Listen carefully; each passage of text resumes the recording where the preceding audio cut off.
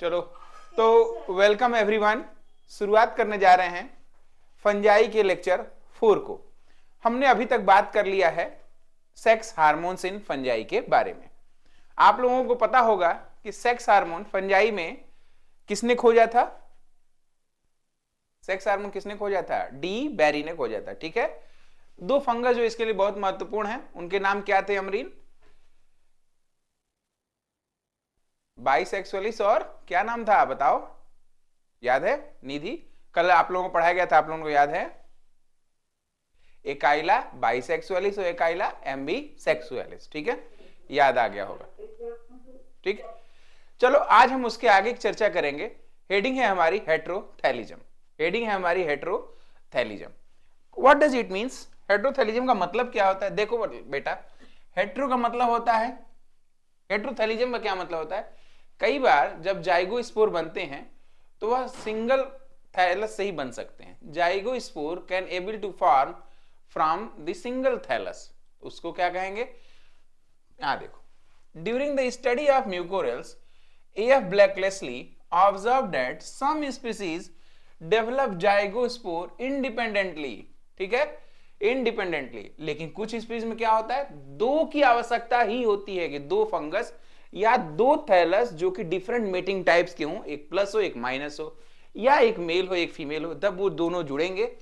दोनों जब जुड़ेंगे, मान लो अगर ये फंगस है, इसके अंदर ये फंगस है और इसके अंदर ये प्लस स्ट्रेन है, इसका जो न्यूक्लियस हो प्लस वाला है। चलो अच्छा, इसके अंदर क्या है, ये दूसरा फंगस है, इसके अंदर माइनस वाला स्ट्रेन है।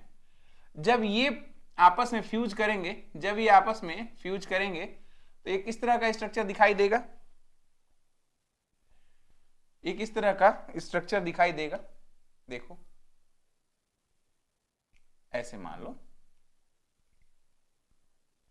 फिर यहां ये आपस में फ्यूज करके, ये आपस में फ्यूज करके यहां फ्यूज कर गया। ठीक है, निधि प्लस, ये प्लस का चिन्ह और यहां ग्रीन कलर से माइनस का चिन्ह। ठीक है, अभी मान लो ये फ्यूज कर गया, क्या हो गया? ये हेट्रोथैलस हो गया। यहीं पर क्या हो गया? ये हेट्रोकैरियोटिक हो गया, हेट्रोकैरियोटिक हो गया। अब इससे जो बनेगा हेट्रोकैरियोटिक हो गया।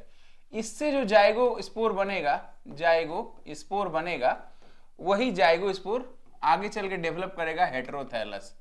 हेट्रोथैलस का मतलब जिसमें मेल और फीमेल या प्लस और माइनस स्ट्रैंड के न्यूक्लियाई पाया जाए, ऐसे थैलस को हम लोग हेट्रोथैलस कहेंगे।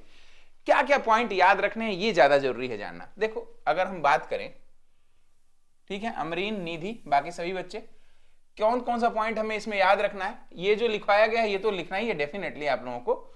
जो चीजें हमें याद रखें, हेट्रोथैलिज्म का मतलब क्या है? Production of zygospore by the use of different strain of fungal mycelium. और इसकी खोज किसने की थी? इसकी खोज की थी A.F. ब्लैकलेस्ली ने। A.F. ब्लैकेस्ली ने खोजा था। ठीक है, A.F. ब्लैकलेस्ली ने खोजा था। किस पे खोजा था?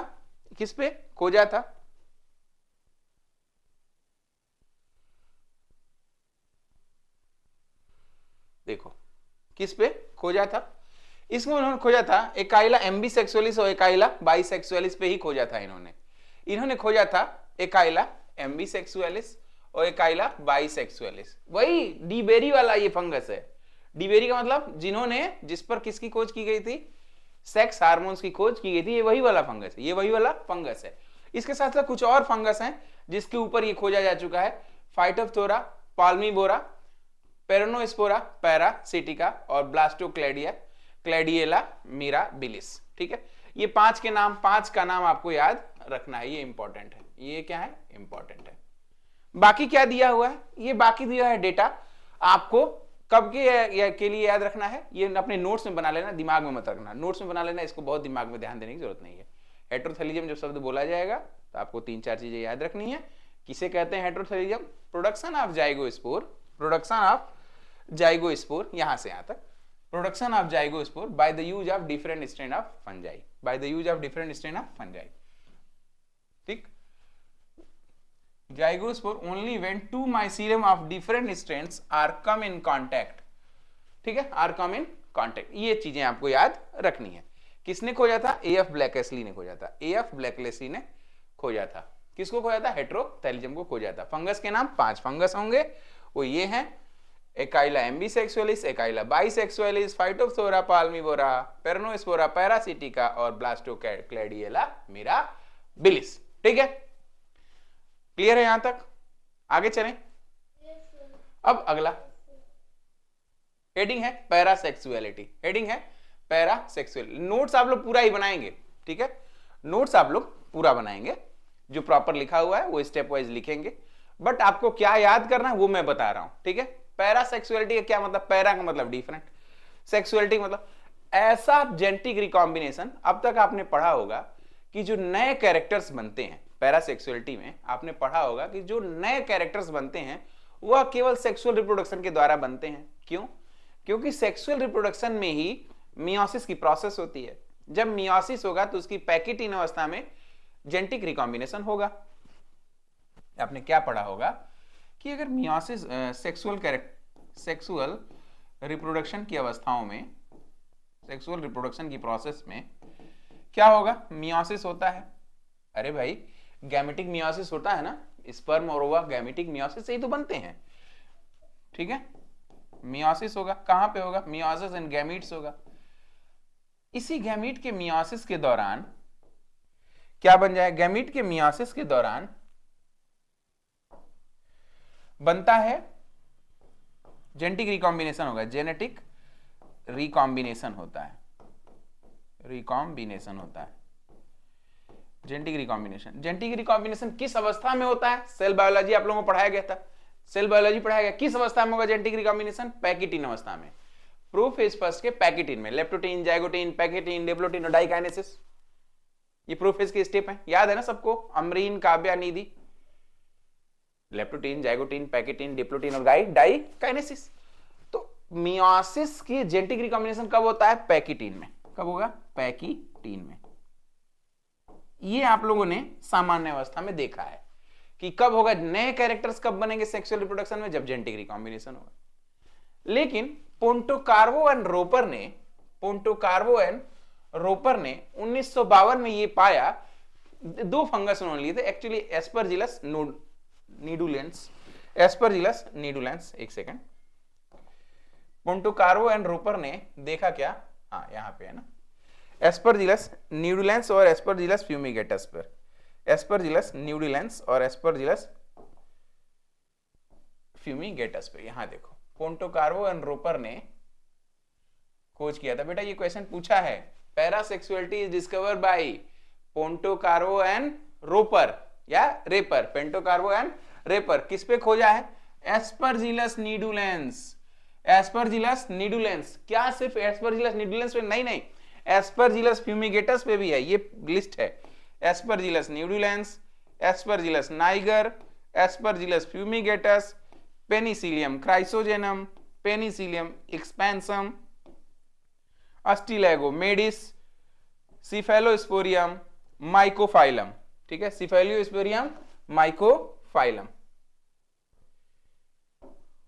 और देखो, पायरिकुलेरिया ओराइजी, पायरिकुलेरिया ओराइजी, फिर अस्टिलैगो हार्डाई। ये 9 आपको याद करना पड़ेगा। फिर से सुन लो, क्या देखा पेंटोकार्वो एंड रेपर ने? पेंटोकार्वो एंड रेपर ने ये देखा कि भाई सेक्सुअल रिप्रोडक्शन के बिना भी इन फंगस में, सेक्सुअल रिप्रोडक्शन के बिना भी इन फंगस में नए नए जेनेटिक कैरेक्टर उत्पन्न हो रहे हैं। उनको आश्चर्य हुआ कि ऐसा कैसे हो रहा है। उन्होंने इस पूरी प्रोसेस को देखा, उन्होंने इस पूरी प्रोसेस को अध्ययन किया। इसी को कहते हैं पैरासेक्सुअलिटी। इसमें उन्होंने क्या देखा कि मियोसिस से नहीं, माइटोसिस में ही जेनेटिक रिकॉम्बिनेशन हो रहा है। In parasexuality, in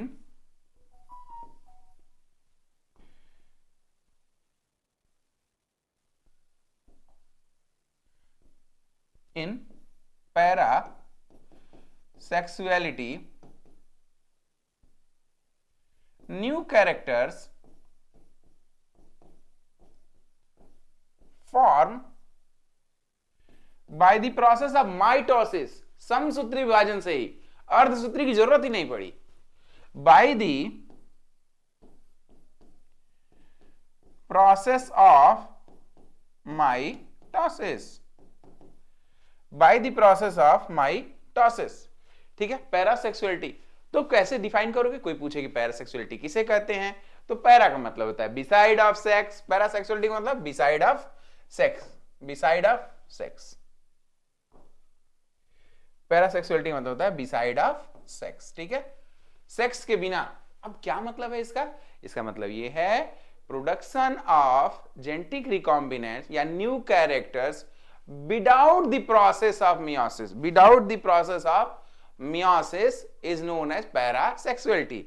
This is reported by Ponte-Caro and Raper in the following fungus, namely Aspergillus nidulans, Aspergillus niger, Aspergillus fumigatus, Penicillium chrysogenum, Penicillium expansum, Astilagomedis, Cephalosporium mycophyllum और Pyricularia oryzae और Astilagohardi। ठीक है, ये याद रखने की चीज है। बाकी क्या चीज दिया हुआ, यही चीज पूरी भाषा में लिखी हुई है, पूरी भाषा में लिखी हुई है। यह कॉमन कहां पे है, this phenomena of parasexual cycle is common in the members of deuteromycetes, common in the members of deuteromycetes.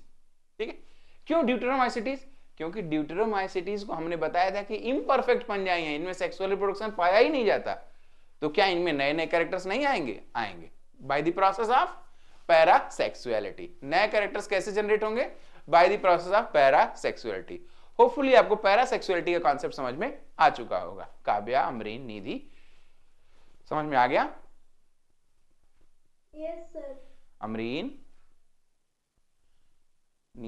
Kavya, yes sir. Okay, Kavya आपको भी आ गया, सारे बच्चे जो बाद में भी देखेंगे, you can think about this.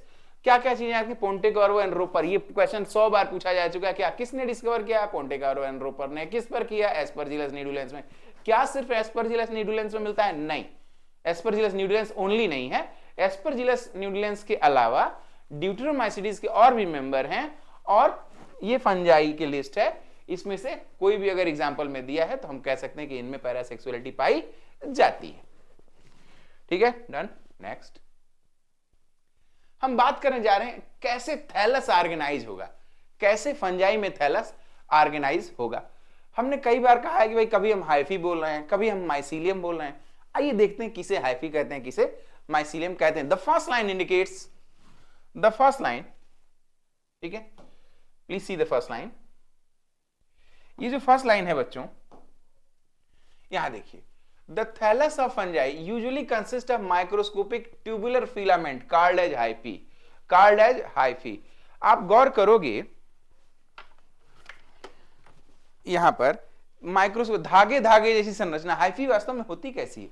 देखो ये देखो, अगर हम मान लो एक धागा दिखाई दे रहा है, इसको क्या बोलोगे, इसको कहेंगे हाइफी, इसको क्या कहेंगे, हाइफी। ठीक है, अच्छा इसके बाद क्या होगा, इसमें बहुत सारे धागों को जोड़ दिया जाए, एक सिंगल को क्या बोलोगे, हाइफी। फंजाई के एक सिंगुलर थ्रेड लाइक थैलस को क्या बोलोगे, हाइफी। फिलामेंट को क्या बोलोगे, हाइफी। अच्छा बहुत सारा ये देखो गुजुर मुजुर कर दिए, इसको हमारे ऐसे कर दिया, अब इसको क्या बोलोगे, माइसीलियम। क्या बोलोगे, mycelium. The thallus is known as mycelium while one single filament is called as hyphae. Clear, हाँ ना, ठीक है। एक थ्रेड को क्या बोलेंगे, हाइफी। पूरा गुच्छा ले लो, माइसीलियम। ठीक, अब ये माइसीलियम कैसे हो सकते हैं भाई, सेप्टेट भी हो सकते हैं, एसेप्टेट भी हो सकते हैं। अगर सेप्टेट हुए तो सिंपल पोर भी पाया जाता है, डॉलीपोर भी पाया जा सकता है। डॉलीपोर हमने बताया था, पार्थेनोसोम बताया रखा है, characteristic feature of basidio mycota. बात करने जाते हैं, एक सिनोसिटिक हाइफी नजर आएगी। सिनोसिटिक का मतलब, सिनोसिटिक का मतलब बहुत सारे न्यूक्लियस एक ही सेल में आ जाएं। क्या होगा बच्चों, जब जब कई बार ये देखो बहुत सारे न्यूक्लियस मल्टीपल न्यूक्लियाई हो जाएं, क्या हो, मल्टीपल न्यूक्लियाई हो किसी फंगस में, एक ही सेल में मल्टीपल न्यूक्लियाई हो, तो इस कंडीशन को कहेंगे सिनोसिटिक कंडीशन। क्या बोलेंगे, सिनोसिटिक कंडीशन। इस कंडीशन को क्या बोलेंगे? सिनोसिटिक कंडीशन बोल देंगे। क्लियर है? इस कंडीशन को क्या बोलेंगे? सिनोसिटिक कंडीशन बोल देंगे। ठीक है, अच्छा यही बात कहा कि when hyphae do not have septum then all the nuclei are scattered in the cytoplasm। अब सेप्टम नहीं होना कंडीशन नहीं है, ये भी तो हो सकता है कि सेप्टा में छेद हो तो भी एक्शन नहीं ले रहा है, वो तो भी एक्शन नहीं ले रहा है। तो जब नहीं ले रहा है तो सारे यहां वाले न्यूक्लियस भी यहां मूव कर रहे हैं, यहां वाले न्यूक्लियस भी यहां मूव कर रहे हैं, मल्टीपल कंडीशन पाई गई। जब मल्टीपल कंडीशन पाई जाएगी तो इसको हम सिनोसिटिक कंडीशन कहेंगे। सिनोसिटिक का मतलब समझ गए? क्यों अमरीन? क्वेश्चन पूछा है, कभी कभी क्वेश्चन बहुत बेसिक कॉन्सेप्ट से पूछा जाए, पूछे कि सिनोसिटिक कंडीशन ऑफ फंजाई क्या है। जब एक ही सेल में मल्टीपल न्यूक्लियाई हो जाए तो इसे सिनोसिटिक कंडीशन कहेंगे। ये कब होता है फंजाई केस में? फंजाई के केस में तब होगा जब या तो सेप्टम हो ही ना, कोई सेप्टा ही नहीं हो, सेल का बंटवारा ही नहीं हो, तो हर सभी सेल के जो न्यूक्लियस हैं एक दूसरे से ऐसे ऐसे मूव कर रहे हैं, ऐसे ऐसा लग रहा है जैसे परात में पानी लेके घूम रहे हैं, तो छप छप आ रहे हैं जा रहे हैं। ठीक है, इसे कहेंगे सिनोसिटिक कंडीशन, सिनोसिटिक कंडीशन कहेंगे। हो गया। अब देखो सेप्टेट माइसीलियम टाइप, ऐसा भी तो माइसीलियम होता है जिसमें सेप्टेशन पाया जाए, बिल्कुल सिंपल सेप्टम और डॉलीपोर सेप्टम बात हो चुकी है। ये डॉलीपोर septum is the characteristic feature of which phylum? Basidio mycota, basidio mycota, basidio mycota. अच्छा फिर सिंपल सेप्टम किसका कैरेक्टरिस्टिक फीचर? एस्कोमाइकोटा का। भाई किसका है? एस्कोमाइकोटा का कैरेक्टरिस्टिक फीचर है। एस्कोमाइकोटा का कैरेक्टरिस्टिक फीचर ये फॉर एग्जांपल है इनके। आइए जरा ऊपर चल के देखें क्या और लिखा हुआ है इसके अंदर। लिखा है cell structure, fungi have eukaryotic cell. तो बता दिया गया है आपको फंजाई में क्या होता है, यूकैरियोटिक सेल होता है। लेकिन एक फर्क है फंजाई में, नॉर्मल यूकैरियोट ये नहीं है, ये नॉर्मल यूकैरियोट नहीं है। क्यों नॉर्मल यूकैरियोट नहीं है? क्योंकि eukaryotic cell structure they have double membrane bound cell RNA like nucleus and mitochondria. ये तो सब सही मान रहा हूं, एक इसमें फर्क ये है कि जो इसका एंडोप्लाज्मिक रेटिकुलम है, राइबोसोम है, वो स्कैटर्ड रहता है, एंडोप्लाज्मिक रेटिकुलम से जुड़ता नहीं है। फिर से सुनो क्या कह रहा हूं। अभी तक आप लोगों ने राइबोसोम कितने प्रकार के होते हैं आप लोगों की जानकारी में? राइबोसोम कितने प्रकार के होते हैं? सेल बायोलॉजी हो गई है क्या? सेल बायोलॉजी हो चुकी है, आप लोगों को पढ़ाया जा चुका है ना? बोलिए। तो सेल बायोलॉजी पढ़ाया बताया गया होगा आपको कि राइबोसोम दो प्रकार के होते हैं। एक कौन सा होगा? एसईआर। कौन सा होगा? एसईआर और आरईआर। अरे इंडोप्लाज्मिक रेटिकुलम की बात कर रहे हैं, इंडोप्लाज्मिक रेटिकुलम की बात कर रहे थे, इंडोप्लाज्मिक रेटिकुलम की बात कर रहे थे। इंडोप्लाज्मिक रेटिकुलम कितने प्रकार के होंगे? तो होंगे एसईआर और आरईआर। आरईआर बना कैसे? आरईआर बना है इंडोप्लाज्मिक रेटिकुलम पे राइबोसोम के जुड़ने से। इंडोप्लाज्मिक रेटिकुलम पर राइबोसोम जुड़ गया था, इंडोप्लाज्मिक रेटिकुलम पे बहुत सारे राइबोसोम जुड़ गए, इससे क्या बन गया? इससे बन गया रफ इंडोप्लाज्मिक रेटिकुलम। ठीक है, यही राइबोसोम नहीं पाया जाएगा तो स्मूथ इंडोप्लाज्मिक रेटिकुलम बनेगा। क्लियर? अब बात हो रही है कि जो fungi show some differences from typical eukaryotic cell in having scattered ribosome not attached to the endoplasmic reticulum, not attached to the endoplasmic reticulum, endoplasmic reticulum पे अटैच नहीं होगा। क्लियर? यूकैरियोट में क्या होगा? आरईआर पाया जाता है, यूकैरियोट में आरईआर पाया जाता है। इसका मतलब है कि फंजाई में रफ एंडोप्लाज्मिक रेटिकुलम पाया नहीं जाया जाता है। Clear? Yes sir. Amreen, Kavya, बाकी बच्चे क्लियर है सबको? रफ एंडोप्लाज्मिक रेटिकुलम नहीं पाया जाएगा फंजाई में। अब आगे जरा देखो यहां क्या लिखा है। Dimorphism, fungi show dimorphism, that is they exist in both mycelial and unicellular form. Mycelial form में भी पाए जाते हैं और यूनिसेलुलर फॉर्म में भी कभी कभी पाए जाते हैं, जैसे सैक्रोमाइसिस सेरेवेसी ईस्ट सिंगुलर सेल के रूप में पाया जाता है ना, यूनिसेलुलर पाया जाता है, उससे कभी माइसीलिया भी बनता है। हाँ, माइसीलिया भी बनता है। Fungal tissue are called as plectonema, ये याद रखना बेटा। बहुत सारे फंगस जो है आपस में ऐसे गुथ जाएं और एक टिश्यू लाइक स्ट्रक्चर बनाए, सेल के मिलने से क्या बनता है? सेलों आपस में सेल के एग्रीगेशन से क्या बनता है? टिश्यू, टिश्यू बनता है। तो fungal tissue is called as plectenchyma. Fungal tissue is called as plectenchyma. Fungal tissue is called as plectenchyma. Plectenchyma are formed by the plectenchyma are formed by the intervening of the hypha। बहुत सारे Haifa आपस में जुड़ गए, इससे एक tissue बना। उस टिश्यू को क्या कहते हैं? चूंकि ये फंगल टिश्यू, इसका नाम क्या रखा जाएगा? प्लेक्टेनकाइमा रखा जाएगा। क्लियर? प्लेक्टेनकाइमा रखा जाएगा। बात करते हैं प्लेक्टेनकाइमा और प्लाज्मोडियम के बारे में। प्लेक्टेनकाइमा और प्लाज्मोडियम के बारे में अब आपको शब्द क्लियर हो चुके हैं। Plectenchyma, what is plectenchyma? Plectenchyma is a type of fungal tissue, fungal tissue या fungal tissue is called as plectenchyma. Clear? Anastomosis and coiling of hypha. Anastomosis का मतलब ऐंठना, क्या एनास्टोमोसिस का मतलब ऐंठ जाना, एंड क्वाइलिंग ऑफ हाइफा, गुथ जाना ऑफ हाइफा। एनास्टोमोसिस मतलब रैंडम क्वाइलिंग होता है, रैंडम ऐंठ जाए। क्वाइलिंग का मतलब एक पैटर्न दिखाई देगा of Haifa. During these events Haifa divide and numerous septa are formed. Okay, due to this many short cells are formed in hyphae. Type of प्लेक्टेनकाइमा, कितने प्रकार के प्लेक्टेनकाइमा हो सकते हैं? प्लेक्टेनकाइमा may be of two types. प्लेक्टेनकाइमा may be of two types. कौन सा? प्रोजेनकाइमा और स्यूडोपैरेनकाइमा। प्रोजेनकाइमा और स्यूडोपैरेनकाइमा दो प्रकार के हो सकते हैं। अगर प्रोजेनकाइमा की बात करें तो ये क्या है? ये कंपोनेंट हाइफी है, is loosely interwoven and recognize as such. अगर मान लो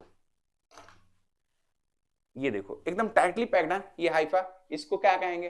फंगल एग्रीगेशन। फंगल एग्रीगेशन या क्वाइलिंग एनास्टोमोसिस को क्या कहेंगे? प्लेक्टेनकाइमा। अगर ये थोड़ा लूज रहे, थोड़ा लूज रहे, पता चल जाए कि ये इसका है, ये इसका है, ये इसका है, अलग अलग loosely packed plectenchyma, loosely packed plectenchyma is called as prosenchyma, is called as prosenchyma. लेकिन यही टाइटली पैक्ड हो जाए, अब पता नहीं चल पा रहा कौन किसका है, तब इसे क्या कहेंगे? इसे कहेंगे तब स्यूडोपैरेनकाइमा, स्यूडोपैरेनकाइमा कहेंगे। क्लियर?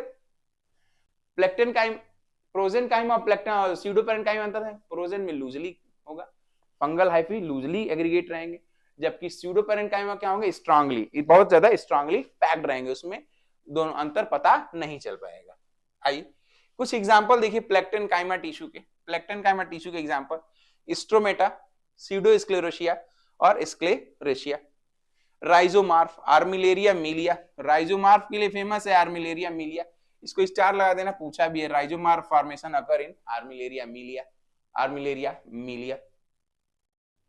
ठीक है? Structure of plectenchymatous tissue. Each plectenchymatous tissue has two type of structure, एक हार्ड आउटर कार्टेक्स और दूसरा hard inner outer, inner soft hyaline. ठीक है? प्रोजेनकाइमेटस मेडुला, कार्टेक्स और मेडुला, बेसिकली दो प्रकार की चीजें दिखाई देगी, एक दिखाई देगी कार्टेक्स, दूसरी देगी मेडुला, मेडुला। ठीक है? तो जो कार्टेक्स है वो क्या है? हार्ड है। ठीक है? और जो ये है वो इनर है, सॉफ्ट है। इनर है बीच में होगा और सॉफ्ट भी होगा, सॉफ्ट होगा, हाईलाइन भी है। सॉफ्ट और हाईलाइन का मतलब सफेद या रंगहीन, सफेद या रंगहीन की बात कर रहे हैं। हो गया? आइए बात करें प्लाज्मोडियम के बारे में। प्लाज्मोडियम क्या चीज है? प्लाज्मोडियम है multi nucleate motile mass of cytoplasm. किसी सेल से साइटोप्लाज्म बाहर निकल जाए। फिर से सुनो, कोई सेल है उससे साइटोप्लाज्म बाहर निकल गया, अब वो साइटोप्लाज्म फ्लैजिलेटेड हो। मान लो एक सेल था, इसके अंदर एक प्लाज्मा लेयर, प्लाज्मा मेम्ब्रेन होगी, और ये है, अब ये बाहर निकल गया, ये वाला हिस्सा बचा रह गया, ये वाला हिस्सा तोड़ के ये हल्का सा टूटा, यहां से ऐसे ही बाहर निकल गया, यहां से ये बाहर निकल गया। सपोज करो इसे सफेद रंग का बना देते हैं, ये हल्का सा बाहर निकल गया। ठीक है?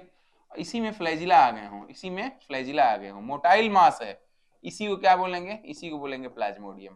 प्लाज्मोडियम मतलब ऐसा cytoplasm, motile mass of cytoplasm, motile mass of cytoplasm without cell wall. Cell wall तो पीछे छूट गई ना, सेल वॉल तो पीछे छूट गई, motile mass of cytoplasm. represent the thallus of slime mold. They are of following types. They are of following types. हालांकि इसकी बहुत ज्यादा जरूरत नहीं पढ़ाने की, लेकिन फिर भी मैं लिखवा दे रहा हूँ, ठीक है। They are of following types. कौन कौन सा? प्रोटोप्लाज्मोडियम और एफेनोप्लाज्मोडियम। प्रोटोप्लाज्मोडियम और एफेनोप्लाज्मोडियम, फिर फेनरोप्लाज्मोडियम, फिर स्यूडोप्लाज्मोडियम और एग्रीगेट प्लाज्मोडियम, ठीक। अनडिफरेंशिएटेड माइक्रोस्कोपिक प्लाज्मोडियम, फिर से सुनो, undifferentiated microscopic Plasmodium which give rise to single sporangium, ऐसा माइक्रोस्कोपिक प्लाज्मोडियम जिससे एक ही स्पोरेंजियम बने, उसे कहेंगे प्रोटोप्लाज्मोडियम। एफाइनोप्लाज्मोडियम क्या होगा? This is the type of plasmodium having network of undifferentiated non-granular cytoplasm. Undifferentiated non-granular क्या? cytoplasm is known as aphaenoplasmodium. aphaenoplasmodium। बात करेंगे जब फेनरोप्लाज्मोडियम की, तो फेनरोप्लाज्मोडियम क्या है? A plasmodium having well differentiated thick strand of granular protoplasm, well differentiated granular protoplasm, ठीक है, उसे क्या कहेंगे? कहेंगे हम लोग फेनरोप्लाज्मोडियम। बात करेंगे स्यूडोप्लाज्मोडियम या एग्रीगेट प्लाज्मोडियम की, the structure form by the accumulation of different mix amoebae और cell before reproduction, acrasiales order में देखने को ये मिलता है। फिर फिलोप्लाज्मोडियम, इसको बहुत दिमाग में रखने की जरूरत नहीं है जी, ठीक है, नोट्स बना लेना, बहुत दिमाग में रखने की जरूरत नहीं, छोटी छोटी चीजें हैं, निकल भी जाएंगी तो कोई बहुत नुकसान नहीं होने वाला, ठीक, हाँ नोट्स में जरूर रहना चाहिए। द नेट लाइक स्यूडोप्लाज्मोडियम लैब्रुथिलोल्स और बिलोंग टू द क्रोमिस्टा।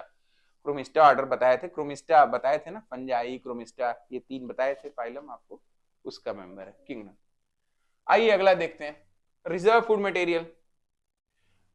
फंजाई में रिजर्व फूड मटेरियल क्या होगा? देखो अभी तक आपने एल्गी को छोड़ के बाकी जो भी पढ़ा है सब में रिजर्व फूड मटेरियल ऑयल और ग्लाइकोजन है, ऑयल और ग्लाइकोजन है, ठीक है, ऑयल और ग्लाइकोजन है, ऑयल और ग्लाइकोजन है, लिख लेना इसको।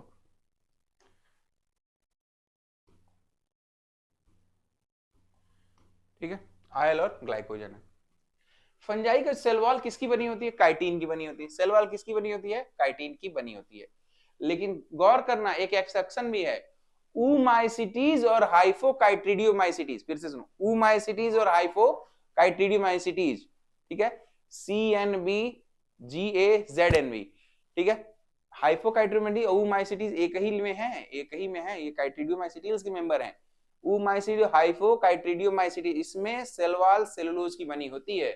सेल वॉल किसकी बनी होती है? ऊमाइसिटीज और हाइपोकाइट्रिडियोमाइसिटीज में सेलुलोज की बनी होती है, ठीक। बाकी सब में किसकी बनी होती है? काइटिन की बनी होती है।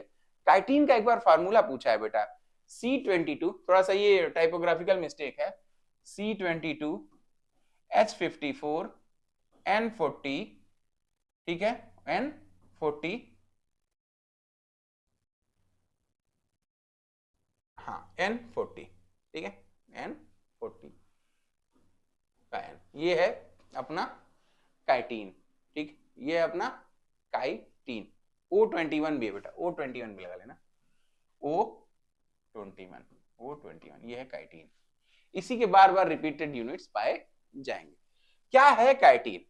Chitin is the linear polymer of beta N glucosamine, beta N glucosamine. और कई बीटा एन ग्लूकोसामीन आपस में किससे जुड़े होते हैं?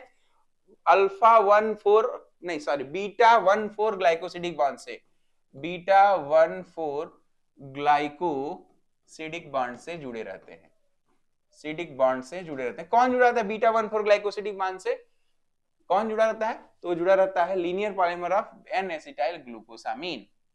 काइटिन किससे बना है? काइटिन में जो एक एक ईंट है वो क्या है? बीटा 1,4 ग्लाइकोसिडिक बॉन्ड से जुड़ा हुआ N acetyl glucosamine. N acetyl glucosamine, N acetyl glucosamine आपस में कैसे जुड़ा है? बीटा 1,4 ग्लाइकोसिडिक बॉन्ड से जुड़ा है। आगे फंगल मेम्ब्रेन की अगर हम बात करें, हेडिंग है फंगल मेम्ब्रेन।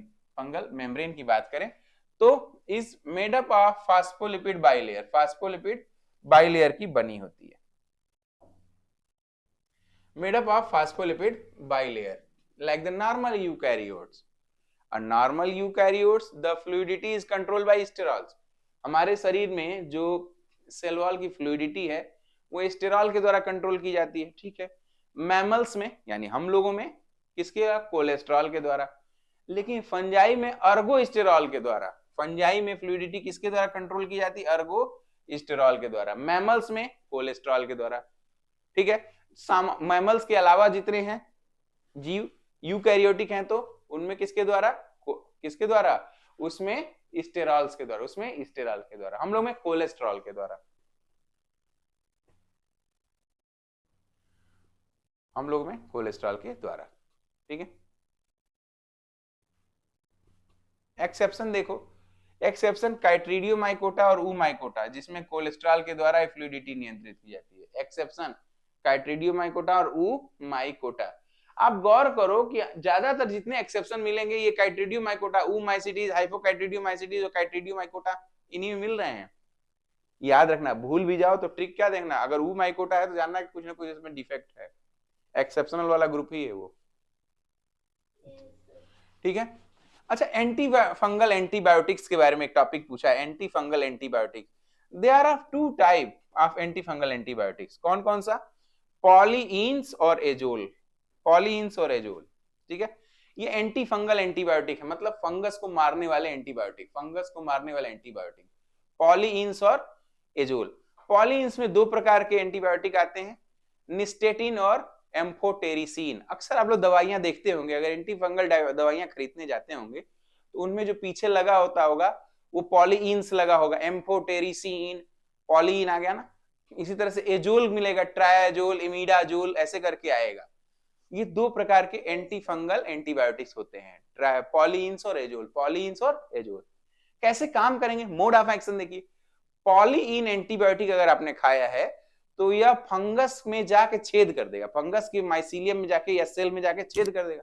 अब पोर क्रिएट हो जाएगा तो क्या होगा, जब पोर क्रिएट हो जाएगा तो उसका सारा साइटोप्लाज्म बाहर निकल जाएगा, वो सूख के खत्म हो जाएगा, सूख के खत्म हो जाएगा। लेकिन अगर एजोल खाया है आपने तो वो क्या करेगा, वो अर्गोस्टेरॉल की बायोसिंथेसिस को रोक देगा। अर्गोस्टेरॉल का मतलब, अर्गोस्टेरॉल तो वही है ना जो मूवमेंट को रोकता है, फंजाई में सेल वॉल के मूवमेंट को रोकेगा। ठीक, फ्लूइडिटी को कम कर देगा, तो अब फ्लूइडिटी नहीं होगी, कड़क हो जाएगा, उसकी सेल वॉल की कड़ी हो जाएगी। कड़ी, लचीलापन जब खत्म हो जाता है तो कोई भी चीज टूट जाएगी जल्दी, वो भी टूट के ब्रेक हो जाएगा पूरा फंगस का थैलस ही, और वो खत्म हो जाएगा। ठीक है, तो पॉलीइंस क्या करते हैं, छेद क्रिएट करते हैं, पोर क्रिएट करते हैं, जबकि एजोल क्या करते हैं, अर्गोस्टेरॉल जैसे वो इनहिबिट करते हैं अर्गोस्टेरॉल की सिंथेसिस को। अर्गोस्टेरॉल क्या करता है, तो सेल वॉल की फ्लूइडिटी को मेंटेन करता था। फ्लूइडिटी का मतलब लचीलापन, देखो ऐसे छू रहा है तो लचीला दिख रहा है ना, ये कोलेस्ट्रॉल की वजह से है। फंगस में रहता है तो अर्गोस्टेरॉल की वजह से होता। अगर काइट्रीडियोमाइकोटा और ऊमाइकोटा रहता तो ये कोलेस्ट्रॉल की वजह से उसमें भी रहता। अब यही मान लो कोलेस्ट्रॉल खत्म हो जाए, ये टाइट हो जाएगा, टाइट हो जाएगा तो ज्यादा प्रेशर पड़ेगा तो यहाँ से टूटेगा। उस तरह से अर्गोस्टेरॉल अगर बनना बंद हो जाए फंगस में तो उसकी बॉडी एकदम कड़ी हो जाएगी, कड़ी हो जाएगी, जो छूटेगा तो ब्रिटल होगी, टूटेगी। क्लियर है, आप सभी को क्लियर है? Yes, sir. Karyokoresis, karyokoresis सुनो, electron microscopic technique, it was revealed that the nuclear membrane do not disorganize during the nuclear division। आप लोगों को पता होगा कि जब नॉर्मल सेल की डिवीजन होती है तो उसमें जो न्यूक्लियर मेम्ब्रेन है वो डिसऑर्गेनाइज हो जाती है, न्यूक्लियर मेम्ब्रेन टूट जाती है, फिर डिवीजन शुरू हो जाता है। लेकिन कैरियोकाइनेसिस की प्रोसेस में यानी फंगस में न्यूक्लियर मेम्ब्रेन इंटैक्ट रहती है, न्यूक्लियर मेम्ब्रेन इंटैक्ट रहती है। फिर क्या होगा, आगे पढ़ो। Division occur by the constriction of the nuclear membrane, division occur by the constriction of the nuclear membrane, तो उससे कुछ डंबल शेप स्ट्रक्चर बन जाएगा। सपोज करो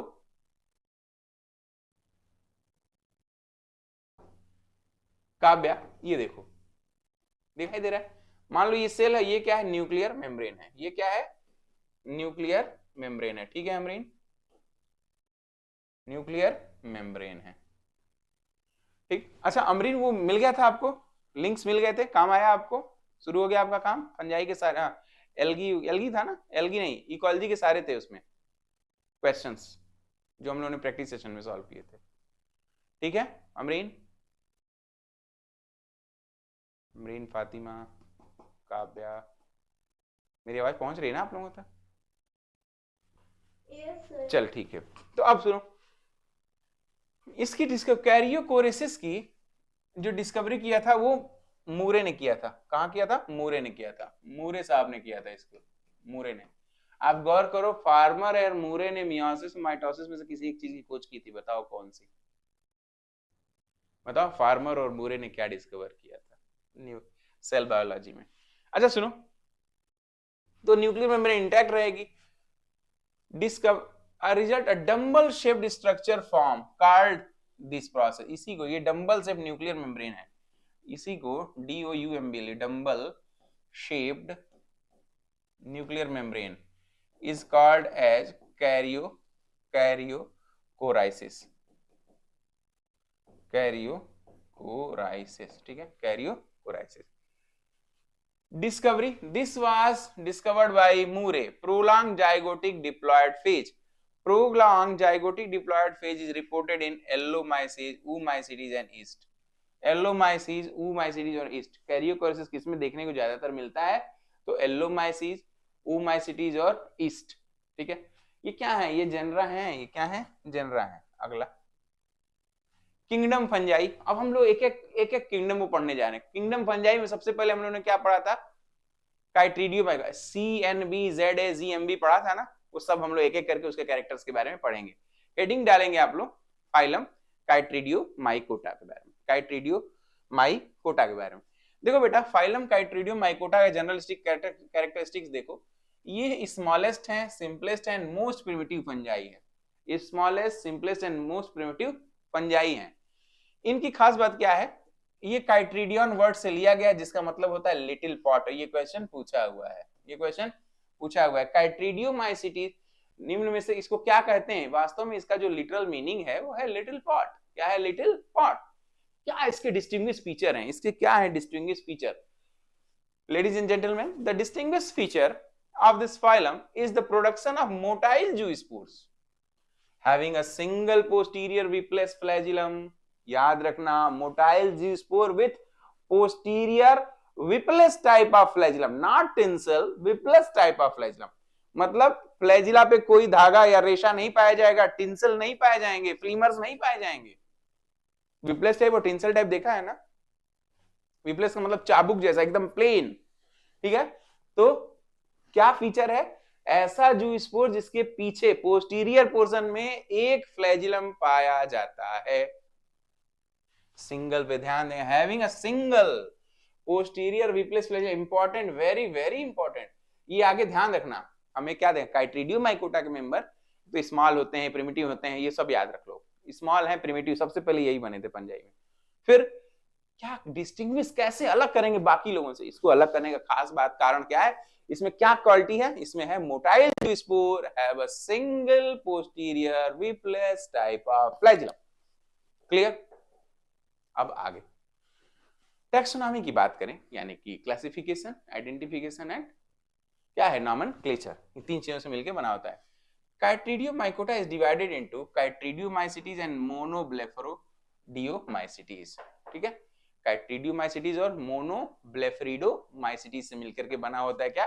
फाइलम काइट्रीडियोमाइकोटा। बात करेंगे अगर फाइलोजेनेटिक नोट, फाइलोजेनेटिक नोट के बारे में बात करें, the presence of flagellated zoospore indicates similarity with chromista, but they are retained in fungi because ultrastructural flattened mitochondrial cristae, continuous cell wall, molecular phylogenetic consideration। ये तीन चीजों की वजह से इसको फंजाई में रखा गया है। अदरवाइज ये किसमें शो करता है? फ्लैजिलेटेड जूस्पोर होने का इसको डाल देना चाहिए किसमें? फंजाई किंगडम में नहीं, इसे तो क्रोमिस्टा में डाल देना चाहिए। आप लोग क्लासिफिकेशन वाला पोर्शन खोल लो, क्लासिफिकेशन वाला पेज खोलो। अरे खोल के बताओ। अमरीन खोल लिया? क्लासिफिकेशन वाला पेज खोलो।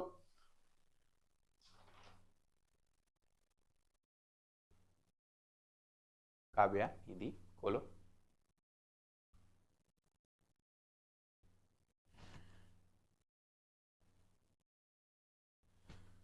खोला? Yes sir. अब देखो, उसमें एक किंगडम फंजाई लिखा होगा, एक किंगडम क्या लिखा होगा? फंजाई। दूसरा किंगडम क्या लिखा होगा? क्रोमिस्टा लिखा है। तीसरा प्रोटोजोआ। तीन ही तो किंगडम लिखा थे। तीन तो किंगडम लिखे थे, किसको बांटा था आपने? यूकैरिया को। यूकैरिया क्या था? डोमेन ना। यूकैरिया डोमेन है, डोमेन है। इस डोमेन को तीन किंगडम में बांटा आपने, तीन किंगडम में बांट दिया आपने, फंजाई, क्रोमिस्टा और प्रोटोजोआ, फंजाई, क्रोमिस्टा और प्रोटोजोआ। ठीक है भाई, बांट दिया। अब उन्होंने कहा है कि ये जो काइट्रीडियोमाइकोटा है, चूंकि इसमें फ्लैजिलेटेड जूस्पोर पाए जाते हैं, इसलिए ये सिमिलरिटी शो करता है क्रोमिस्टा से, सिमिलरिटी शो करता है क्रोमिस्टा से। तो तुम पूछोगे ना कि सर तो फिर क्यों इसे यहां रखा पंजाई में, इसे क्रोमिस्टा में डाल देना चाहिए था। कारण है इसके तीन कारण। पहला, इसमें कॉन्टिन्यूअस सेल वॉल पाई जाती है, टुकड़े टुकड़े में नहीं, कॉन्टिन्यूअस सेल वॉल है, काइटिन की बनी हुई। इसमें जो अल्ट्रा स्ट्रक्चर है माइटोकॉन्ड्रिया के क्रिस्टी का, वह फंजाई की माइटोकॉन्ड्रिया के क्रिस्टी से समानता शो करता है। कैसी समानता? माइटोकॉन्ड्रियल क्रिस्टी जो है वो फ्लैटेंड है, माइटोकॉन्ड्रियल क्रिस्टी फ्लैटेंड है। आइए बात करते हैं तीसरा, मॉलिक्यूलर जो फाइलोजेनेटिक कंसीडरेशन है वो अब यह भी बताते हैं। बेसिकली ब्लास्ट किया गया होगा, क्या है, बेसिक लोकल अलाइनमेंट टूल से ब्लास्ट करते हैं एनसीबीआई की वेबसाइट पर जेनेटिक कोड्स डाल के, तो देखा गया कि ये सिमिलरिटी शो कर रहा है डिफरेंट फंजाई से, डिफरेंट फंजाई से ये सिमिलरिटी शो कर रहा है, इसीलिए इसे फंजाई में रखा गया, क्रोमिस्टा में नहीं रखा गया। और क्या क्या चीजें इसमें पाई जाएंगी? इसमें राइजोइड्स पाए जाएंगे, राइजोइड्स भी पाए जाएंगे चिपकने के लिए। एक डिफरेंस पूछेगा आपसे, what is the difference between rhizoids and rhizomycelium? कोई खास फर्क नहीं है। देखो क्या है, राइजोइड्स और राइजोमाइसीलियम है। Rhizoids are the vegetative part of the mycelium, ठीक है, vegetative part of the mycelium, जो क्या करेंगे, जिनमें फाइन थ्रेड होगा, like structure arise which anchor the thallus to the substratum and absorb food. Rhizoid का काम तो आपको पता ही है, एब्जॉर्ब करेगा, पहले तो थैलस को पकड़ लेगा, पतले पतले थ्रेड लाइक स्ट्रक्चर होते हैं, पकड़ने को एंकर करने के बाद क्या करेगा, न्यूट्रिशन को एब्जॉर्ब करेगा, बात खत्म। राइजोमाइसीलियम क्या है? देखो, राइजोमाइसीलियम some species of chytridiomycetes, some species of chytridiomycetes produce a network of rhizoid called rhizomycelium. Rhizomycelium basically a type of rhizoids, but they have network, but they have network of rhizoids. बहुत सारे गुच्छे में rhizoid निकल जाए, यहाँ rhizoid में दो चार निकलते हैं, इसमें 100-200 एक साथ लटके हुए घूम रहे हैं जड़ों की तरफ, उसे क्या है, rhizomycelium, which is usually non nucleated. तो इसमें खास बात क्या याद करने की है? इसमें याद करने की बात है काइट्रीडियोमाइसीटीज, ठीक है, और याद करने को है पॉलीफेगस, इसका एग्जांपल पॉलीफेगस, काइट्रीडियोमाइसीटीज का पॉलीफेगस जो है इसका एग्जांपल है राइजोमाइसीलियम का। उम्मीद करते हैं ये बात समझ में आ गई होगी। आगे चलें, चलिए। थैलस के प्रकार देखो, देखो बेटा, थैलस फंजाई में इंडोबायोटिक, एपीबायोटिक और इंटरबायोटिक तीन प्रकार से पाए जाते हैं। इंडोबायोटिक अंदर ग्रो करे सेल, होस्ट सेल के अंदर ग्रो करे। एपीबायोटिक होस्ट सेल के ऊपर ग्रो करे, एक्सटर्नल ऊपर ग्रो करे। लेकिन जो राइजोइड्स हैं वो क्या करेंगे, अंदर पेनेट्रेट कर देंगे, अंदर पेनेट्रेट करेंगे होस्ट के, ठीक, इसे कहेंगे एपीबायोटिक। इंटरबायोटिक क्या है? इंटरबायोटिक का मतलब है कि यह जो है able to attach to many host through rhizomycelium, एक ही होस्ट नहीं, आसपास जितने पेड़ पौधे हैं सबसे अटैच हुआ है, सबसे अटैच हुआ है, इसे कहेंगे इंटरबायोटिक। इंटर का मतलब डिफरेंट, इंटरबायोटिक डिफरेंट जीवों से जुड़ा हुआ है, ठीक है, तुम भी मेरे दोस्त हो, तुम भी मेरे दोस्त हो, मैं दोनों की कॉमन फ्रेंड हूं, ये क्या है, इंटरबायोटिक। ये क्या है, इंटरबायोटिक।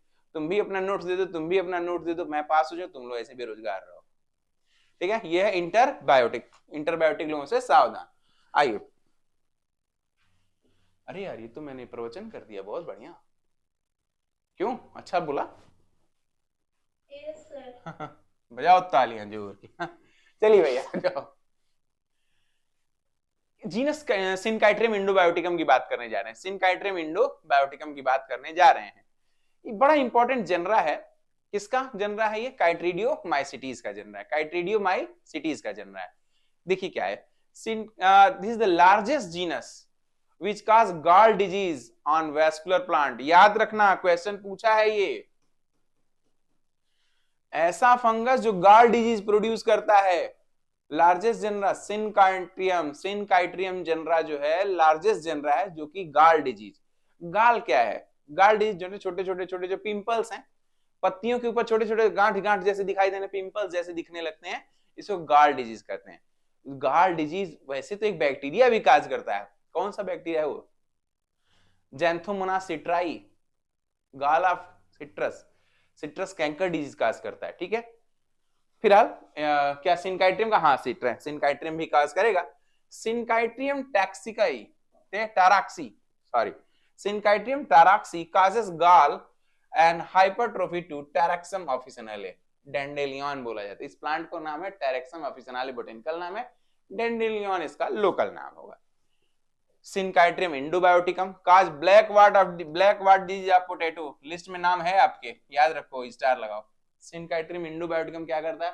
वाट डिजीज ऑफ पोटैटो, क्या आपके लिस्ट में नाम है? देख लेना। राइजोफाइडियम काउची, ये पैरासिट, ये पैरासाइट होगा कहां पे? स्पाइरोगाइरा एक एल्गा है, उसके ऊपर ये पैरासिटिक इंफेक्शन शो करेगा। Olpidium brassicae serve as a vector for 3 viruses, एक ऑल्फिडियम ब्रासिकी नाम का फंगस है जो कि एक टैक्सी की तरह काम करेगा, 3 वायरस पे ढोता है, वेक्टर की तरह काम करेगा। कौन कौन सा? BVV, lettuce big vein virus, lettuce big vein virus, BVV का मतलब big vein virus, tobacco necrosis virus और टोबैको स्टंट वायरस।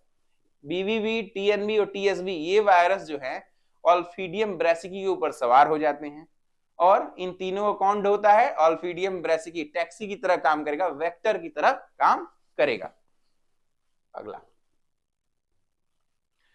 आइए बात करें क्लास मोनोब्लेफेरिडोमाइसिटीज, मोनोब्लेफेरिडोमाइसिटीज। अब ये देखो क्लास की बात हो रही है, यानी काइट्रीडियोमाइकोटा के अंदर हम किसकी बात कर रहे हैं? हम लोग काइट्रीडियोमाइकोटा के अंदर बात कर रहे हैं क्लासेस के बारे में, हम लोग उसी फाइलम में चल रहे हैं, अभी उसी फाइलम में उसके क्लास में चल रहे हैं। काइट्रीडियोमाइकोटा एक फाइलम है, और एक तो ये जान लो कि काइट्रीडियोमाइकोटा अभी हमने आपको बताया कि यह क्या है? प्रिमिटिव मेंबर है, लेकिन प्रिमिटिव में भी तो कोई एडवांस होगा, अंधों में तो कोई काना राजा होगा, वैसी तरह से प्रिमिटिव है, लेकिन उसमें जो कौन एडवांस है उसका एक क्लास है, वो अपने आप को बाकी लोगों से थोड़ा एडवांस समझता है, ठीक है। सारे काले बाल वालों, सारे सफेद बाल वालों में से एक के 2-4 काले बचे हैं, तो मेरे तो अभी मैं जवान, मेरे 2-4 काले बचे हैं, ठीक है, ये वो है।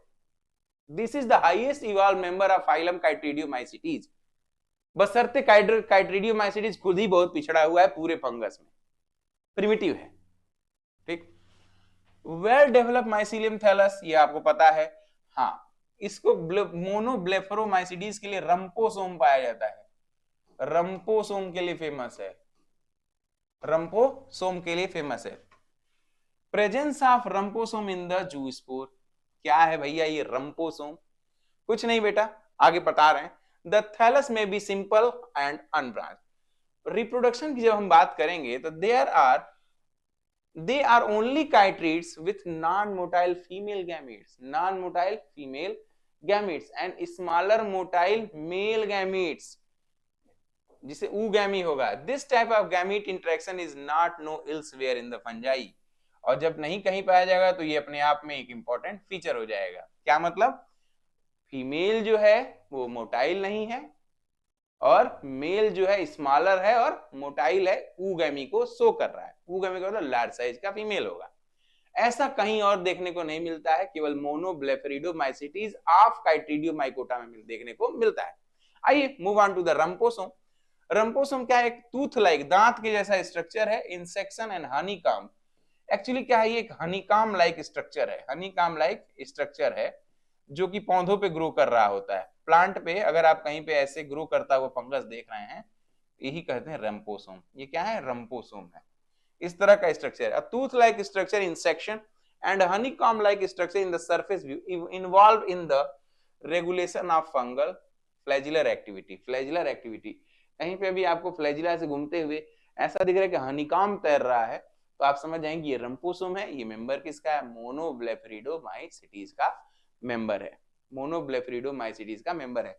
क्योंकि क्या है ये बेसिकली एक प्रकार के जूस्पोर हैं। बेसिकली रंपोसोम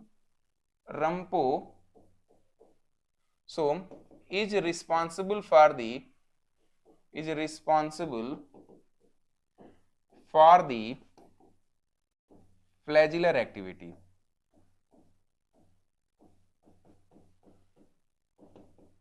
इन द जूस्पोर, अब क्लियर होगा तुम्हें, इन दी जूस्पोर्स, ठीक है, in the zoospore. Rumposome is responsible for the flagellar activity in zoospore. Basically they are the zoospore, they are the zoospore, honeycomb like zoospore, honeycomb like zoospore. अगर इसको हम लोग side से देखें तो दांत जैसी संरचना, ऐसे कट कट कट कट दांतों जैसी स्ट्रक्चर, ऊपर से देखोगे तो कैसा दिखेगा, दांत जैसा स्ट्रक्चर दिखेगा ना, ऐसे टक टक टक टक. तो टूथ लाइक स्ट्रक्चर है, tooth like structure in section, जब सेक्शन काटेंगे तो. And honeycomb like structure in surface view, जो ऊपर से होता है सरफेस में हनीकॉम जैसे जूस्पोर दिखाई देंगे. मोनोब्लेफरिडोमाइसिटीज में रंपोसोम पाया जाता है, जो कि एक प्रकार का जूस्पोर है. इतना याद रखोगे तो भी काम चल जाएगा. इसके अलावा इसमें जो क्या पाया जाता है, इसमें ऊगैमी पाई जाती है. ऊगैमी का मतलब जो फीमेल है वो लार्ज साइज की है बट नॉन मोटाइल है, मेल है वो छोटा है, मेल स्पर्म जो है छोटा है लेकिन वो बड़ा मोटाइल है. ठीक है, हो गया. नेक्स्ट,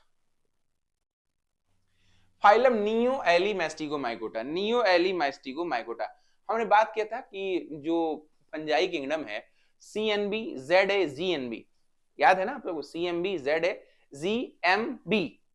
तो ये CN का N वाला है, नियोएलीमास्टिगोमाइकोटा. आइए इसके बारे में बात करें.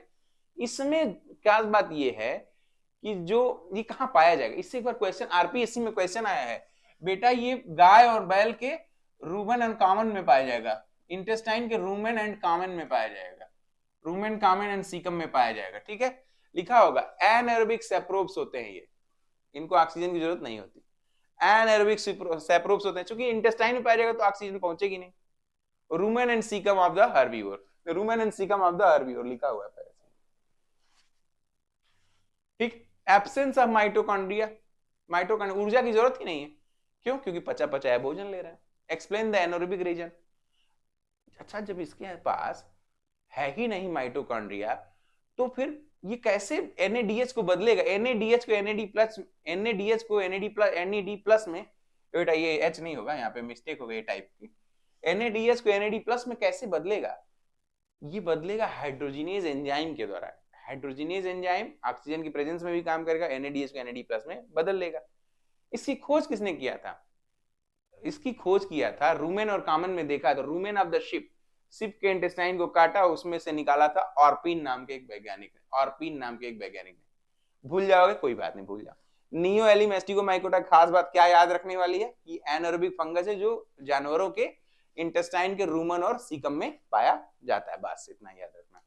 ठीक, ऑर्डर कितना, एक ऑर्डर है नियोकैलीमास्टिगेल्स, फिर नियोकैलीमास्टिगेसी, और 6 जेनरा और 16 स्पीसीज अब तक रिपोर्टेड है, अब तक रिपोर्टेड है.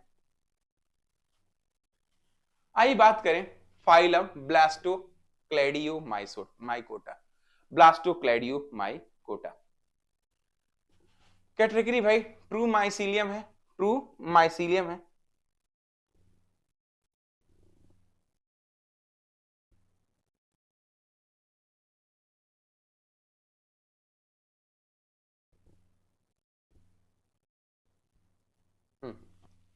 ब्लास्टोक्लैडियोमाइकोटा में किस फाइलम में, जैसे CNB, तो N पे हम लोग आ गए, हम लोग N पे आ गए. अरे बेटा याद आ रहा है कि CNB ZA GMB याद है. ये क्या है भैया, बोलो क्या है ये? काइट्रीडियोमाइकोटा. N का मतलब नियोएलीमास्टिगोमाइकोटा, B का मतलब ब्लास्टोक्लैडियोमाइकोटा. इस पे चलना है हम लोग. ब्लास्टोक्लैडियोमाइकोटा पे आओ. हैप्लॉइड गैम, यहाँ क्या ट्रू माइसीलियम पाया जाएगा. इसमें क्या पाएगा? ट्रू माइसीलियम पाया जाएगा. हैप्लॉइड, और इसमें अल्टरनेशन ऑफ जनरेशन होगा बिटवीन हैलाइड गैमोथैलस एंड डिप्लॉइड स्पोरोथैलस के बीच में. ठीक है, ये 2 पॉइंट आप याद रख सकते हो.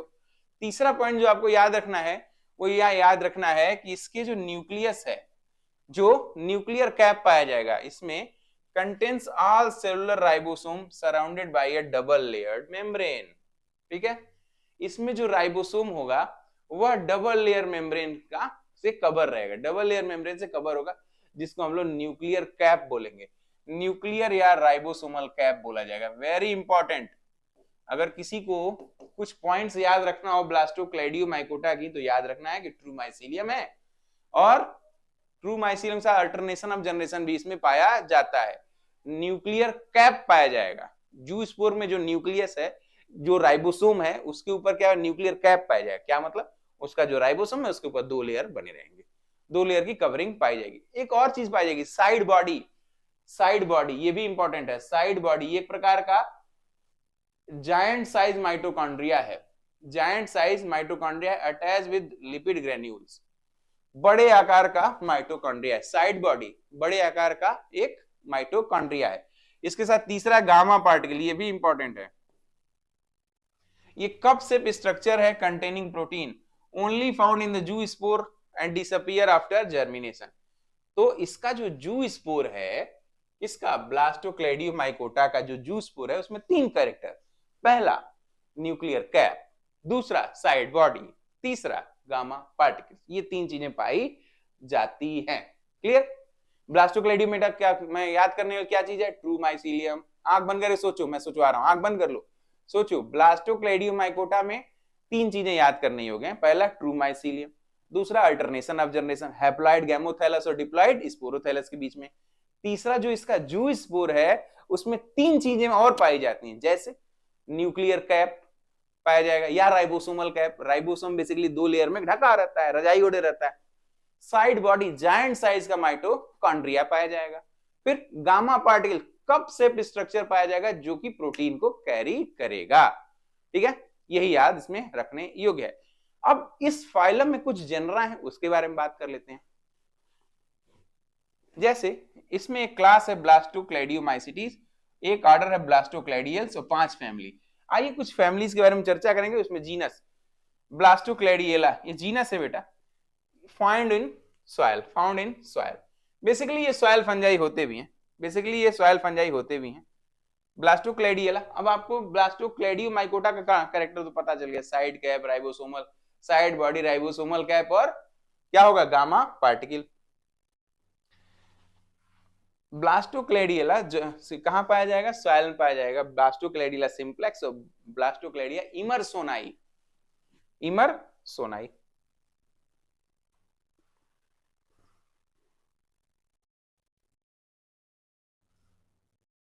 देखो विद्यार्थियों, जीनस, अच्छा इसका एल्लोमाइसिस जो जीनस था उसको ईजे बटलर साहब ने खोजा था, father of Indian mycology. Who is known as father of Indian mycology? बोलो। Father of mycology PA Micheli, Indian mycology EJ Butler. What are you doing guys? छोटी छोटी चीजें टिप्स पे होनी चाहिए भाई। ठीक है, निधि you are the regular student, what are you doing? Amreen, you are also regular. Kavya, you are very regular. What are you doing guys? You do not remember these things. These things are very very important and very simple too. You should learn this. Okay, चलो test ले लें क्या? Test लेंगे तभी पढ़ेंगे आप लोग। ले लीजिए सर। मैं विचार करता हूं इस पर। ठीक है, आइए जीनस एल्लोमाइसिस, इसको खोजा किसने था? ईजे बटलर साहब ने। और क्या इसमें याद रखने हैं? इसमें सेक्स हार्मोन साइरेनिन पाया जाएगा जो कि स्पर्म को अट्रैक्ट करता है, इससे ज्यादा मत याद रखना। जीनस सीलोमाइसिस जो है ऑब्लिगेट पैरासाइट है जो कि मॉस्किटो लार्वा में ग्रो करेगा। ऑब्लिगेट पैरासाइट का मतलब ऐसा पैरासाइट जो कहां ग्रो करेगा? केवल और केवल मॉस्किटो के लार्वा में। और देखो, मॉस्किटो के लार्वा में, मच्छर के लार्वा में ग्रो करेगा और उसकी सीलोमिक कैविटी को फाड़ देगा। इससे तो लार्वा मरने लगेंगे, इसका मतलब इससे मच्छर कम हो जाएगा। Yes, Coelomomyces fungus is utilized for the biological control of mosquito. Biological control of mosquito के लिए इस्तेमाल किया जाता है। ठीक, आइए अब फाइलम जाइगोमाइकोटा, CNBZAGMB। तो जेड पे चल रहे हैं हम लोग किस पे चल रहे हैं? हम लोग जेड पर चल रहे हैं। ठीक,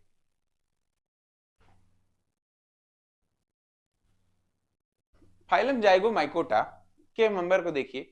इन this phylum those fungi kept which lacks motile cell and produce zygospores. ठीक है, मोटाइल सेल एब्सेंट। लेकिन अब तक काइट्रीडियोमाइकोटा में क्या था? काइट्रीडियोमाइकोटा में जू स्पोर में पोस्टीरियर साइड में एक फ्लैजिलम पाया जाता था। ठीक, लेकिन यहां पे देखो यहाँ पे जाइगोमाइकोटा में ए सेक्सुअल स्पोर, जो सेक्सुअल स्पोर है वो क्या है, मोटाइल नहीं है, लैक है इसमें, मोटाइल नहीं है। अब इसकी यहां देखो, इसके अंदर जू स्पोर न बन के क्या बनेगा, जाइगो स्पोर बनेगा। और इसका जो जाइगो स्पोर होगा, zygospore is form by the fusion of two gametangia, by the fusion of two gametangia, gametangial copulation देखने को मिलता है। Asexual reproduction occur by a planospore and conidia. Cell wall कैसा होगा, काइटोजन एंड काइटिन का बना होगा। अब इस नॉर्मल ये काइटिन ही चलेगा, इसमें क्या होगा, काइटिन ही चलेगा। ठीक, क्लासिफिकेशन देखिए, अगर इसके ओल्ड क्लासिफिकेशन, जो पुराना क्लासिफिकेशन चला है, तो उसके बारे में बात करें तो Zygomycota is divided into two. कौन कौन सा, जाइगोमाइसिटीज और ट्राइकोमाइसिटीज। लेकिन अब जो किर्क एट अल का जो क्लासिफिकेशन जिसे हम लोग फॉलो कर रहे हैं, उसके अनुसार इसमें 4 सब फाइला आ जाएंगे, 4 सब फाइला आ जाएंगे। ठीक है, कौन कौन से आ जाएंगे, म्यूकेरोमाइकोटिना, इंटोप्थोरोमाइकोटिना, किक्सेलोमाइकोटिना और जूपैगोमाइकोटिना। ठीक, ये म्यूकेरोमाइकोटिना का ही मेंबर है म्यूकोरेल्स ऑर्डर, इसी में राइजोपस और म्यूकर पाए जाते हैं, राइजोपस और म्यूकर पाए जाते हैं। ठीक, इंटोमोफ्थोरो बेटा इंसेक्ट्स भी पाए जाते हैं, बेसिकली किस पे पाए जाते हैं, इंसेक्ट्स पे पाए जाते हैं। किक्सेलोमाइकोटिना में 4 ऑर्डर हैं, एस्टरेल्स हैं, किक्सेलेल्स है, डिमार्गेरिटेल्स है और हार्पेलेल्स है, आगे चर्चा करेंगे। फिर जूपैगोमाइकोटिना ऑर्डर जूपैगेल्स। ठीक, आइए जीनस राइजोपस के बारे में बात करें, म्यूकोरेल्स ऑर्डर का राइजोपस। ठीक है, राइजोपस और म्यूकर 2 होते हैं बेटा। राइजोपस बहुत इंपॉर्टेंट है क्योंकि इसके अंदर ऐसा स्ट्रक्चर देखने को मिलता है, राइजोपस और म्यूकर में समान ही स्ट्रक्चर देखने को मिलता है, बस एक फर्क होता है, बेटा ये जो ऊपर जा रहा है ना, आगे चल के एक ऐसा बनाएगा और फिर ये, एक सेकंड रुकना,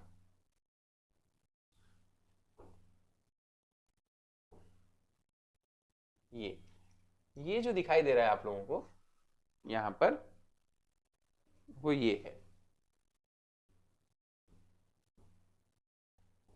ये सेंटर वाले को कहते हैं कॉलुमेला, कॉलुमेला कहेंगे। लेकिन इसका जो कॉलुमेला है वो ड्राई कॉलुमेला है, ड्राई कॉलुमेला मतलब कॉलुमेला सूख जाता है, और इसके ऊपर ये जो लगे हुए हैं क्या है, यही तो स्पोर्स हैं, यही तो स्पोर हैं। अब खास बात क्या है कि जब ये ड्राई हो जाएगा तो ऊपर से बर्स्ट कर जाएगा तो ये इसके स्पोर हवा में उड़ने लगेंगे, तो लेबोरेटरी मोल्ड की तरह काम करेगा। जब आप कोई पेट्री डिश रख देंगे तो सबसे ज्यादा जो ग्रो करेगा उस पर, वो कौन करेगा, वो यही करेगा, राइजोपस। क्या करेगा, राइजोपस। इसको ब्रेड मोल्ड भी कहा जाता है, ये ब्रेड के ऊपर भी ग्रो कर जाता है, रोटी के ऊपर, डबल रोटी के ऊपर ग्रो कर जाता है राइजोपस में। और अगर हम बात करें म्यूकर में क्या फर्क है, देखो बेटा जो राइजोपस है, राइजोपस में ड्राई कालुमेला पाया जाता है, जबकि म्यूकर में क्या पाया जाता है, म्यूकर में पाया जाता है बिल्कुल वेट कालुमेला, चिपचिपा होता है, उसके स्पोर कभी उड़ते नहीं है, इसलिए कभी भी वो म्यूकर और राइजोपस बिल्कुल सेम दिखते हैं, परंतु फंगस कौन लेबोरेटरी वीड है, लेबोरेटरी में कौन ग्रो करेगा, राइजोपस, क्योंकि वो उड़ जाता है हवा में, म्यूकर के कभी नहीं पाए जाएंगे, उड़ते ही नहीं है। क्लियर, आइए कुछ अंतर हमने लिखा भी है, जैसे mycelium differentiate into aerial hyphae called stolon and root like rhizoids. किसमें, विथ राइजोपस में क्या क्या समानता है, ऑकवर्ड कुछ डिफरेंसेस भी हैं। Sporangiophore origin arise from the junction of stolon and rhizoids, they are shorter, stouter and stiffer than Mucor. Spore में बात करते हैं अगर, sporangiospore are dry and easily blown by wind. ठीक है, इजिली ब्लोन बाय विंड। ये क्या है, राइजोपस है, ये क्या है, राइजोपस है। अब वही अगर बात करते हैं म्यूकर की, म्यूकर भी आगे चर्चा होगी, तो म्यूकर में क्या होगा, वेट होगा, कभी वो उड़ता नहीं है। राइजोपस स्टोलोनिफर बड़ा फेमस है, स्टोलोनिफर, या इसको राइजोपस पहले निग्रिकेंस भी कहा जाता था। ये जो इक्वल का चिन्ह है बेटा, इसका मतलब होता है synonym. Rhizopus stolonifer is the synonym of Rhizopus nigricans. Common saprobe है, फैकल्टेटिव पैरासाइट है of mature fruit and vegetable. Rhizopus niger causes spoilage of bread, इसीलिए इसे ब्रेड मोल्ड भी कहा जाता है। अगला, अगर जीनस म्यूकर की बारे में बात करें, राइजोपस और म्यूकर बेसिकली भाई हैं, दोनों की ऑर्डर म्यूकोरेल्स है। अगर हम म्यूकर की बात करें तो म्यूकर में खास बात यह है ये म्यूकोरोमाइकोसिस काज करता है, अभी आप लोग कोविड लोगों को हो रहा था, ठीक है।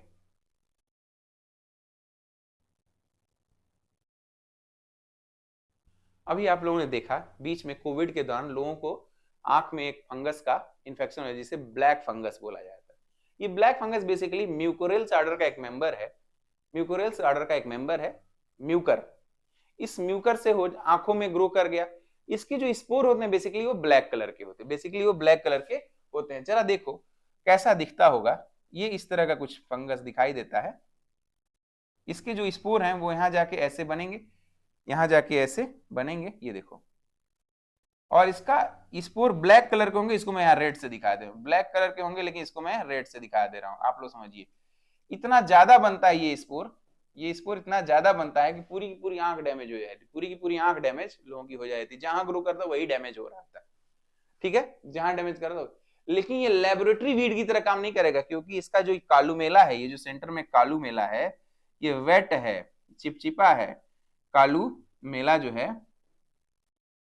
ये वेट है, चिपचिपा है, इसीलिए इसके स्पोर चिपके रहते हैं, इसके स्पोर चिपके रहते हैं। जबकि राइजोपस जो कि ब्रेड पे उगता है, ब्रेड मोल्ड कहा जाता है, उसके स्पोर सेम ही है, चाचा के लड़के हैं, बिल्कुल भाई हैं ये लोग, लेकिन उसके स्पोर उड़ जाते हैं, वो स्पोर ब्रेड पे भी पाया जाता है, ब्रेड को खराब करता है, ठीक है।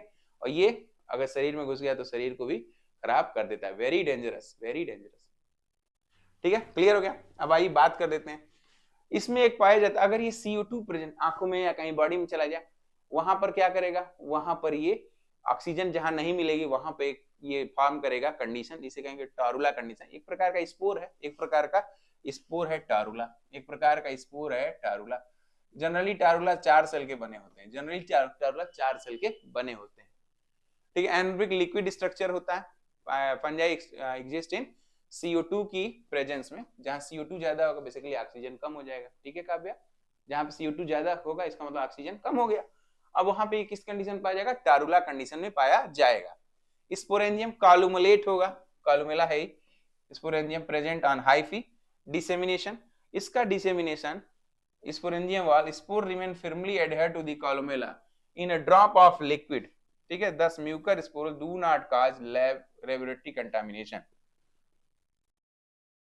Chlamydospore found in Mucor, chlamydospore found in Mucor.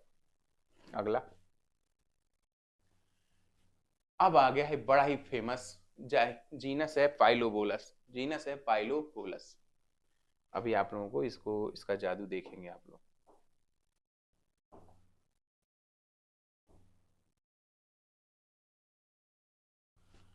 Genus है पाइलोबोलस, दिखने लगा, नहीं दिख रहा है, हटाओ। पाइलो दिख जाएगा बेटा,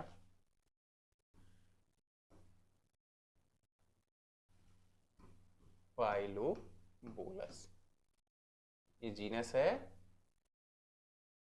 जीनस पाइलोबोलस। बेटा जीनस पाइलोबोलस को शॉटगन फंगस भी बोला जाता है, शॉटगन फंगस भी बोला जाता है। क्यों शॉटगन फंगस बोला जाता है, देखो इसका जो कालुमेला है, इसका ये जो कालुमेला होता है, कालुमेला पे एक हेड जैसा स्ट्रक्चर पाया जाता है, हेड जैसा स्ट्रक्चर पाया जाता है, ये है हेड जैसा स्ट्रक्चर। इसके अंदर इतना प्रेशर भरा रहता है, जब ये फटता है तो ये हेड जैसा स्ट्रक्चर 2 से 2.5 फीट ऊपर टिक जाता है, 2 से 2.5 फीट ऊपर चला जाता है, 2 to 2.5 फीट्स ऊपर उछल जाता है, तो हेड थ्रोअर फंगस बोला जाता है, इसे हेड थ्रोअर फंगस बोला जाता है, या फिर शॉटगन फंगस भी बोला जाता है। अब सुनो इसकी कुछ characteristics. The genus comprising 5 species found on Dang of herbivore animal. कहां ग्रो करेगा, काउ डंग पे या ऐसे शाकाहारी जीवों के गोबर पर, ठीक है, ग्रो करेगा। It is the only genus of Mucorales that show violent discharge of spores, very important, violent discharge of spores, तभी तो इसे शॉटगन कहा गया या हेड थ्रोअर कहा गया, शॉटगन या हेड थ्रोअर तभी कहा गया, ठीक है। स्पेशलाइज्ड न्यूट्रिशन कार्पोफिलस होता है, ये जो पाइलोबोलस है वो क्या है, कार्पोफिलस है। Phototropic nature of sporangia, periodic sporangial discharge, mycelium cynocytic, much branched hyphae ramify and feed on dung. Trophocyst, erect aerial sporangiophore arise from a carotene rich trophocyst. कैसा दिखता होगा ट्रोफोसिस्ट? देखो ऐसा दिखता है, ऐसा दिखता है ट्रोफोसिस्ट। इसके ऊपर ऐसे ग्रो करेगा और यहाँ पे फिर ये हैट लाइक स्ट्रक्चर, फिर ये हैट लाइक स्ट्रक्चर, यही हैट लाइक स्ट्रक्चर है। इसी को ट्रोफोसिस्ट बोलते हैं। इसी को क्या बोलते हैं? ट्रोफोसिस्ट बोलते हैं। ट्रोफोसिस्ट। इसी में बेटा एयर प्रेशर भरा रहता है, एयर प्रेशर भरा रहता है, फट से फटता है, ये हैट तो उड़ा के ऊपर, एक ऐसे हैट रखा है, ऐसे फेंक देता है। हैट शॉटगन फंगस या हैट थ्रोअर फंगस। और इसके अंदर क्या रहते हैं? स्पोर बिखर जाते हैं, स्पोर बिखर जाते हैं। Sporangial wall vesicle, large size vesicle present below the black button shaped sporangium, black button shaped sporangium. तो क्या याद रखोगे इसमें? इसमें याद रखना है कार्पोफिलस है, ठीक है, काउ डंग पे ग्रो करता है, इसके अंदर एयर प्रेशर ज्यादा, लगभग 7 एटीएम, लगभग अप्रोक्सीमेटली 7 एटीएम प्रेशर होता है इसके अंदर, pressure present in the sporangiophore, जिसे हम लोग ट्रोफोसिस्ट बोलते हैं। इसी को स्पोरेंजियम फोर को क्या बोलते हैं? ट्रोफोसिस्ट बोलते हैं।